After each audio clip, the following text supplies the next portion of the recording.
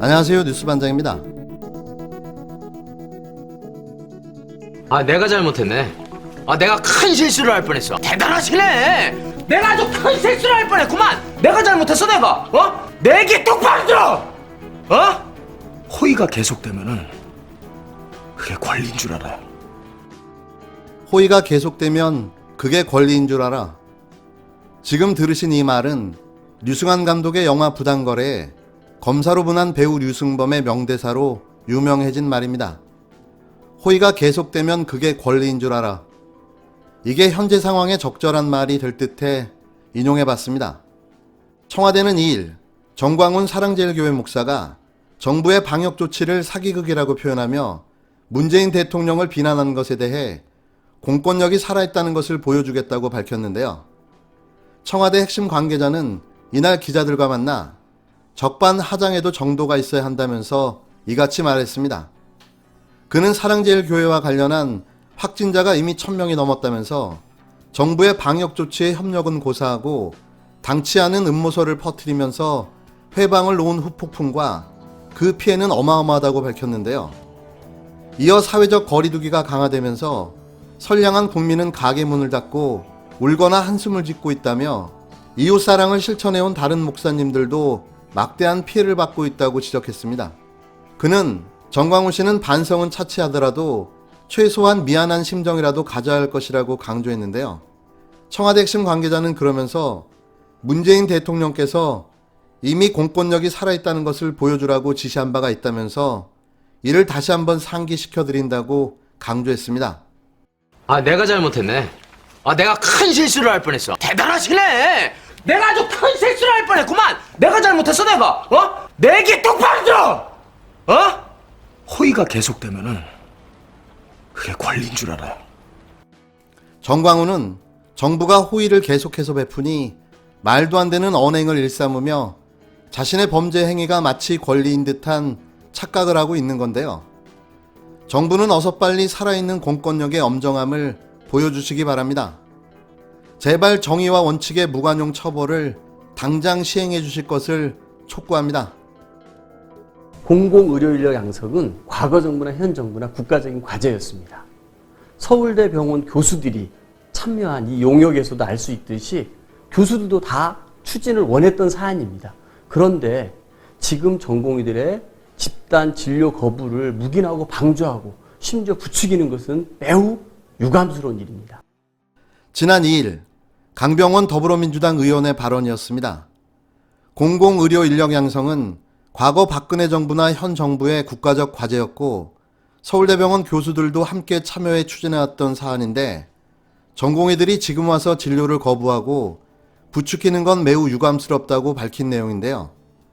의대 정원 확대 정책을 두고 현 정부와 의사들의 강대강 대립이 이어지고 있는 가운데 박근혜 정부 때도 같은 취지의 정책이 추진됐던 걸로 확인됐습니다.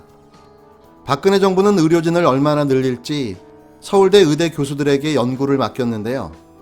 당시 교수들도 연간 700명 규모의 공공의대를 운영할 필요가 있다고 의견을 모은 것으로 확인됐습니다. 지금과는 입장이 상당히 달라 보이는데요. 왜 이들은 그때는 맞고 지금은 틀리다고 저항을 하는 걸까요? 이런 일관성 없음은 무엇을 말해주는 걸까요? 그냥 문재인 정부가 싫어서라고 밖에는 설명할 수가 없는데요. 메르스 사태로 홍역을 치렀던 지난 2015년 박근혜 정부 당시 보건복지부가 서울대 산학협력단에 의뢰한 용역 보고서입니다. 공공의료 인력 확보를 위해 1억 원을 들여 연구를 진행했는데요. 당시 서울대 의대 교수들도 대거 참여했습니다. 이들은 의료 취약 지역 등을 고려하면 2,000명이 넘는 의사가 더 필요하다고 추산했는데요. 이를 위해 부속병원이 딸린 의대 설립이 필요하다고도 이 보고서는 결론을 내리고 있습니다. 인원도 2020년 100명을 시작으로 2025년부터는 최대 700명까지 운영해야 한다고 제안했는데요. 또 공공의료 인력 양성을 목표로 한 의대의 경우 졸업생을 반드시 공공의료 분야에 종사해야 한다며 공익복무 수행을 의무화해야 한다는 의견도 수록됐습니다. 학자금을 지원받는 대신 전공의 수련기간을 포함해 10년 동안의 지역의료기관 등에서 근무해야 한다는 건데요. 현 정부가 추진하는 공공의료 정책 내용과 거의 같습니다. 박근혜 전 대통령의 복심이었던 이정현 당시 새누리당 의원은 이 같은 내용이 담긴 법안을 냈는데요. 국립보건의료대학을 설치하고 졸업 뒤 10년 동안 공공보건의료기관에서 종사하는 걸 조건으로 학업 비용을 지원하는 내용입니다. 공공의료 인력 양성이라는 명분과 지역구 의대 신설이라는 이전 의원의 실익이 맞아떨어졌던 건데요. 예산 등의 문제로 결국 법안은 폐기됐지만 박근혜 정부 당시 의료계가 공공의료 인력 확충에 공감대를 이룬 것을 확인할 수 있는 대목인 겁니다. 과거 박근혜 정부 당시 의사들이 현 정부가 예고한 수준의 공공의료 확충에 공감했던 건 분명해 보이는데요. 서울대병원을 비롯한 주요 대학 의사들이 정부 의료정책에 반대하며 집단 행동을 벌이는 지금의 모습과는 비교될 수밖에 없습니다. 이들의 집단 진료 거부 행위는 단기 기억 상실증에 걸린 치유가 불가능한 대한민국 의사들의 슬기로운 모습을 보여주고 있는데요. 왜 정권에 따라 자신들의 입장이 바뀌는 걸까요? 왜 이들의 목적이 정권 퇴진 운동이라고 말하는지 이해가 될 듯합니다. 그냥 자신들의 입맛에 맞지 않는 거죠. 계속되는 문재인 정부의 의료개혁에 집단 반발한 모양새일 뿐인 건데요. 이러다 보니 이들의 집단 진료 거부 행위가 명분도 실익도 없을 수밖에는 없는 겁니다.